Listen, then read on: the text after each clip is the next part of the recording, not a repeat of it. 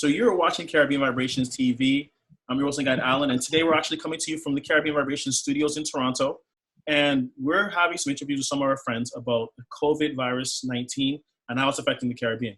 And I'm lucky to say I'm talking to one of my good friends from the Bahamas, since JJ McKenzie does midday 10 to 2 on Kiss FM right now, part of the Tribune Group. How are you doing, JJ? I'm good. I feel like I've inhaled tons of disinfectant and alcohol and everything, but other than that, I'm great.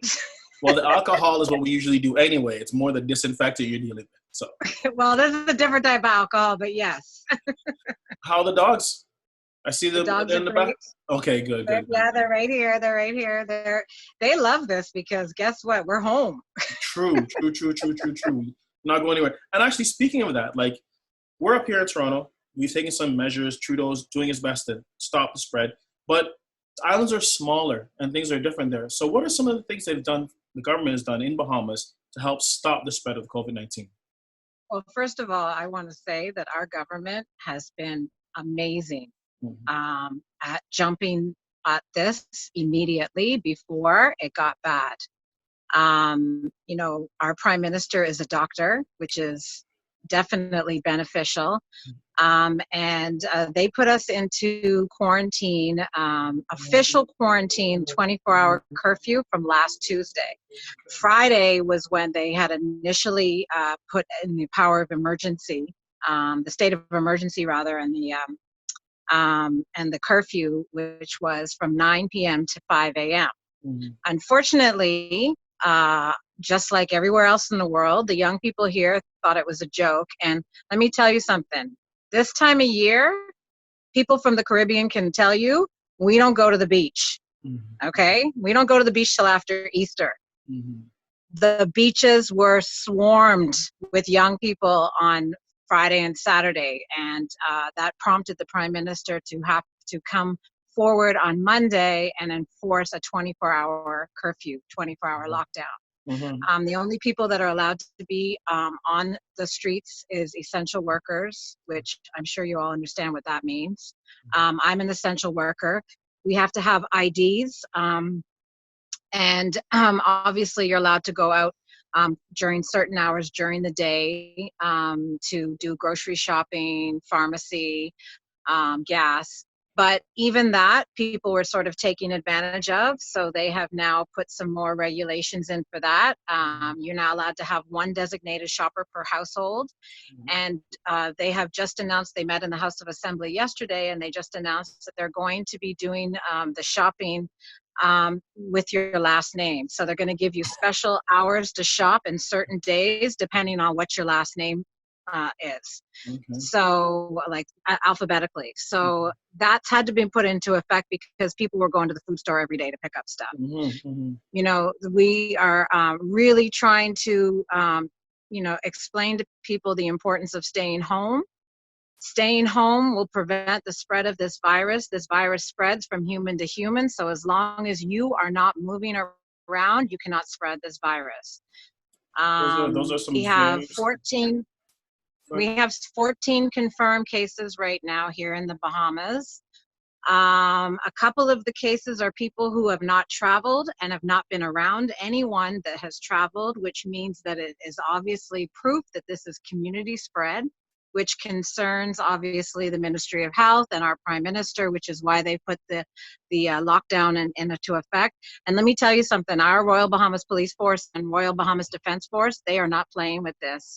So far, 33 persons have been arrested and have been they have been fined or locked up for disobeying the curfew. So something like, say, well, I'm going to go to the food store and I want to go pick up my sister. Well, if you get caught in the car picking up your sister, you get fined. So just things like that. They're trying to encourage people to stay home in their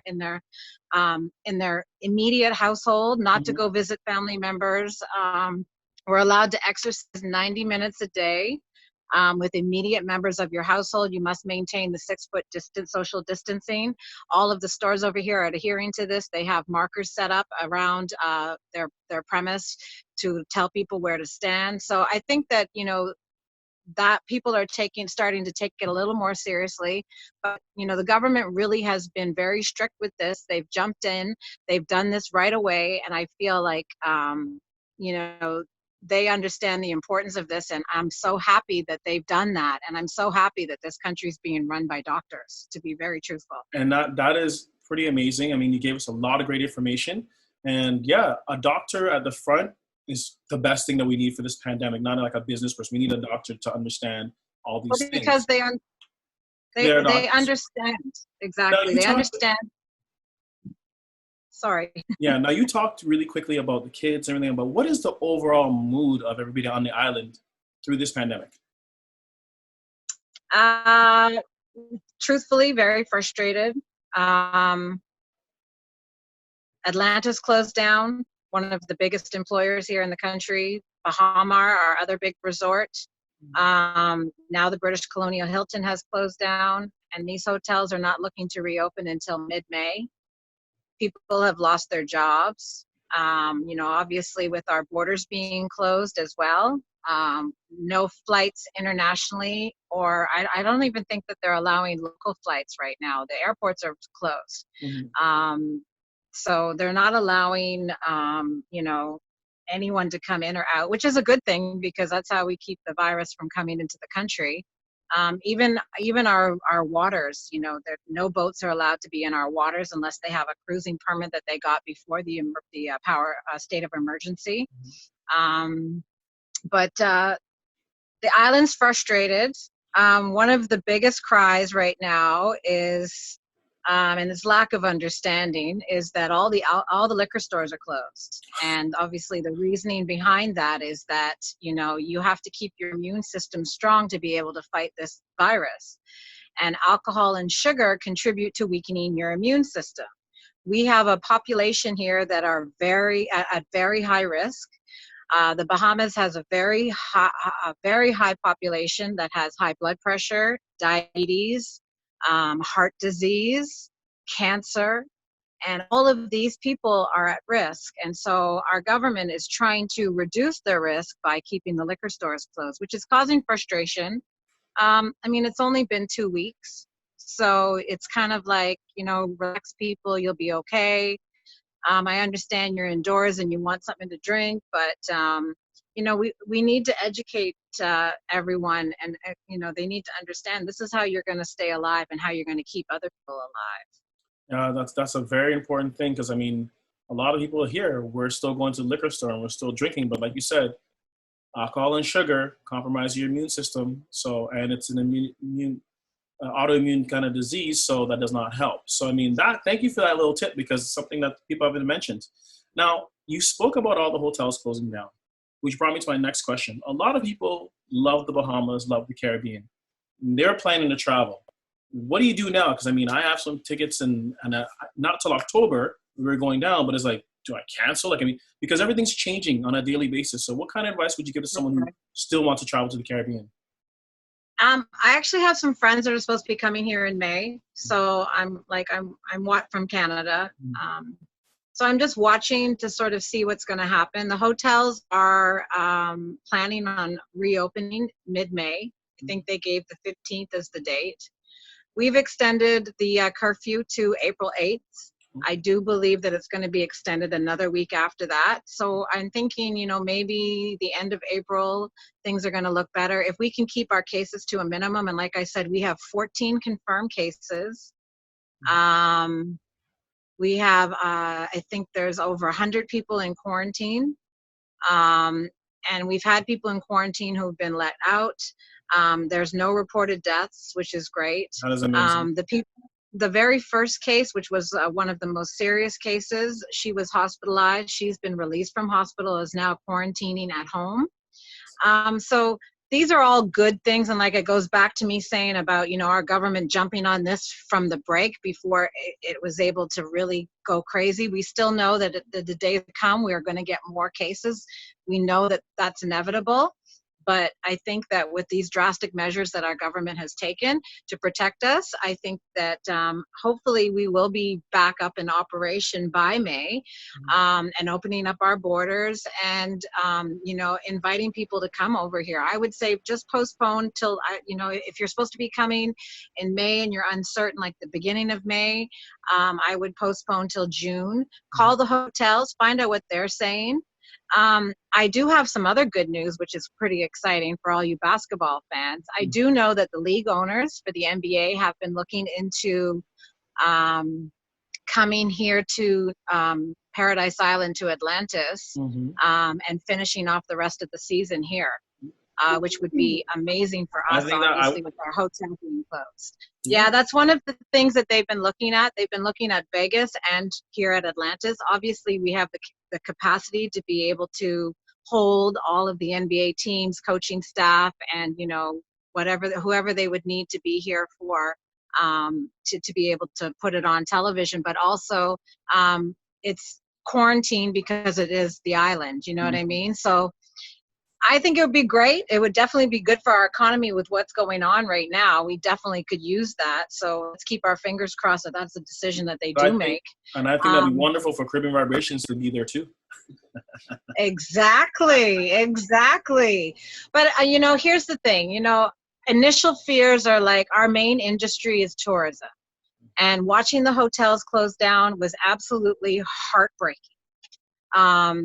Because so many people are out jobs. Like, we're talking thousands of people, thousands and thousands and thousands of people. So, initially you get, you're concerned about that. But then at the same time, there is the good news that what's going to happen is everyone has been stuck at home. Those who do have disposable income are going to want to get away from where they were. They're going to want to get away from their city, their town. They want to go somewhere, and they're going to want to go somewhere beautiful and warm where you can forget about what just happened. So that's a positive there, which means we will be a place for people to think about because we'll be close. Airfare is going to be cheap. Yeah. So people are going to be able to travel. So I would tell you, postpone your travel plans, but don't cancel them. And that says for every island, because all of the Caribbean islands are going to need tourism, and they're going to need people to start coming and visiting them again. It's just like us after Hurricane Dorian. We may have got hit in Abaco and Grand Bahama, but we still needed people to come here to know that it wasn't the other islands that were destroyed, and we need that money in our economy. And not only that, this is a beautiful place. There's nothing better than, you guys know how beautiful it is here. You've been here 100 million times, and, it's close. It's easy to get to. There's direct flights from Toronto. They're cheap, and it's just a beautiful place. So we hope that you guys don't cancel and you just postpone. It's maybe a month or two. I really appreciate your time, JJ. Now, don't forget, we're talking to JJ McKenzie. She does the midday from 10 to 2 on Kiss FM in the Bahamas. A good friend of the show. We hope to see you really, really soon. Thank you so much for your time. And you guys, it's so good to see you. Please stay safe. To all of my peeps in Toronto who have been reaching out and I've been talking to, I love you all. And Toronto, please stay safe. Stay home. Stay home. Stay home. Exactly. Stay home. And we'll see you soon. Yes, we will. And you're watching Caribbean Vibrations. Caribbean Vibrations.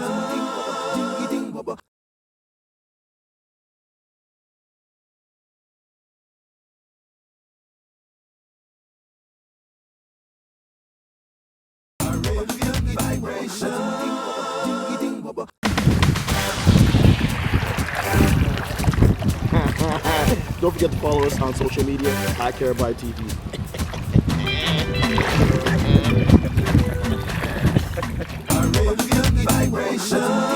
Caribbean Vibrations TV is an award-winning entertainment and lifestyle series dedicated to the culture of the international Caribbean community.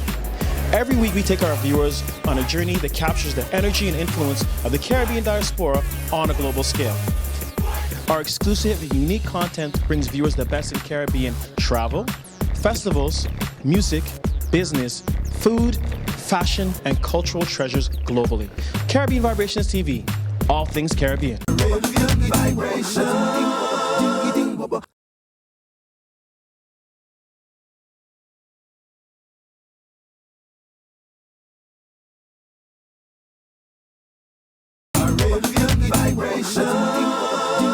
Now you're watching Caribbean Vibrations TV, coming to you from our studios in Toronto as we practice isolation, self-isolation, which is important in this current time of COVID-19.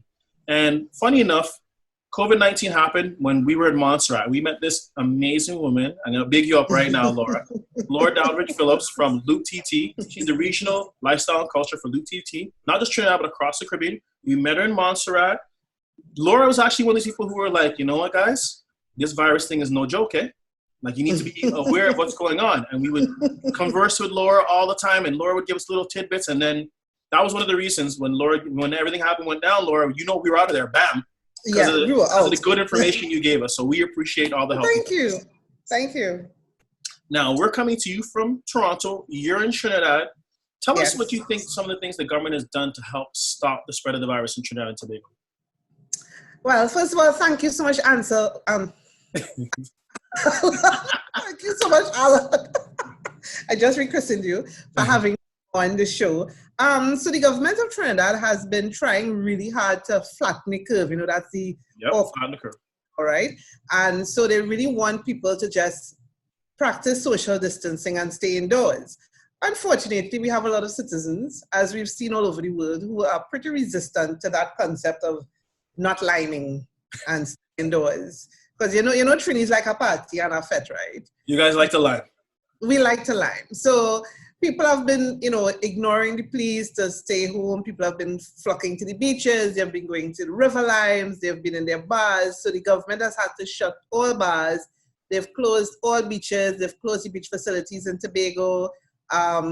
They started by reducing public gatherings of no more than 25. Then that went down to 10. Today that went down to 5. And we're now on a shutdown. We're not on a curfew. We're on a shutdown. So all non-essential businesses have been closed, except KFC, because that is essential. Royal Castle closed? No. Oh. Some restaurants are open.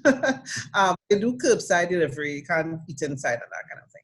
So yes, and hopefully they said that these next 2 weeks are really going to be a testing period for us. If people adhere to the appeals to stay inside, hopefully over the next 2 weeks we will not have more people testing positive, and we should be able to see the virus being curbed. Right now we have 85 cases. We hadn't had any positive reports today of cases, but we're on 85 right now. Okay.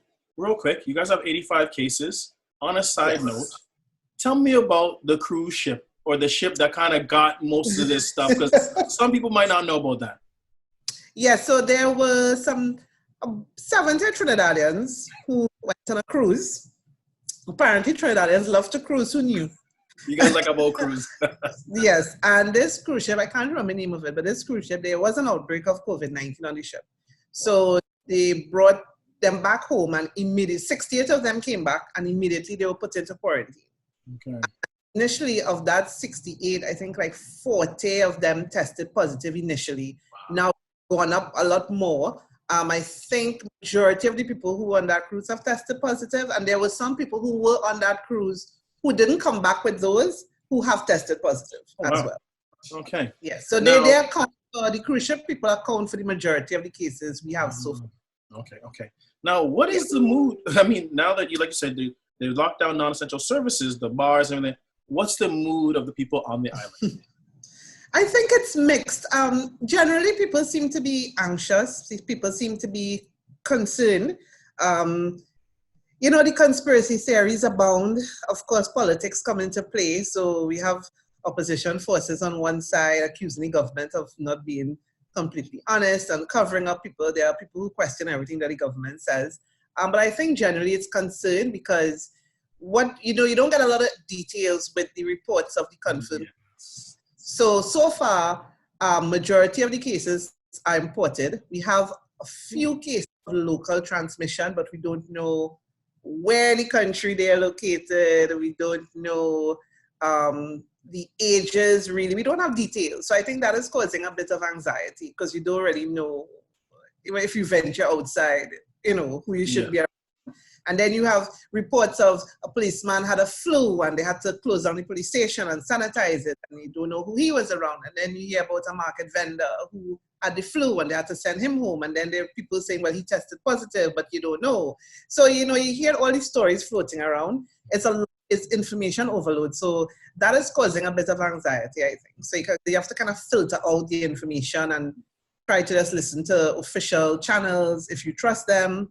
But also, on the other hand, people seem to be in good spirits because there's been so much happening online, so many concerts, so many artists, so many DJs. Like every singer in Trinidad is having a live concert. There's so many concert series. So, people DJing and playing your favorite jam. So there's that happening. The Lime has moved online. Okay, So, I like that. yeah. I like the Lime has moved online. Now, one of the things, just like they say, flatten the curve, I started to see some Save Carnival stuff come out, right? Because people are like, hey, we don't flatten the curve. That means next year, 2021 is going to be affected. So what is the move? Yes. I mean, so for example, people have booked travel. I know people booked travel for Trinidad Carnival already. Of course, Tobago Jazz was a big thing that people were trying to do. Borough Day, all these things. So if I booked for one of these things, what advice can you give to someone up here about coming down there? Honestly, I would say wait until the next month to decide, because all across the Caribbean, carnivals have been either cancelled or postponed. I know, like Guyana, for instance, they've been waiting to see what happened before they announce a new date this year, if possible. So everybody is just in wait and see mode. We don't know what the next 2 weeks is going to bring across the region. We really don't know. We could have an explosion of cases. And even if we don't, I think this goes for the entire world. Even if we don't have an explosion of cases in the next month, when that month is over, then what? Because there are asymptomatic who might be carriers. You could have a reignition of the virus. We don't know. So really, if you have plans to come to the Caribbean for summer, I would say just wait and see, because we don't know. Okay. I love that. Thank you so much for your time, Laura. We really appreciate everything you've done for us. Thank you, Alan. I really enjoyed meeting you and Tony. It was such a pleasure. Hopefully this thing could blow over soon so I could get to Toronto. Exactly. And we will be ready for you when you come to Toronto. Nice. Slim, because I'll be Exactly. I love it. And you're watching Caribbean Vibrations. Well,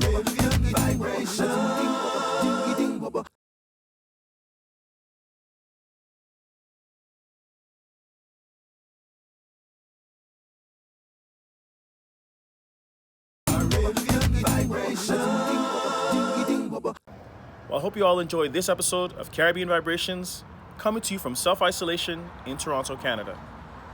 In these uncertain times, it's important for us to take care of one another, stay home, and stay safe. All these things they're asking us to do are small steps to helping us get back to a normal life. Appreciate the small things, and together we'll flatten the curve. Don't forget to check us out on social media at caribvibetv, or check out our website, caribvibetv.com. I'm your host, Alan, and we'll see you next time on Caribbean Vibrations.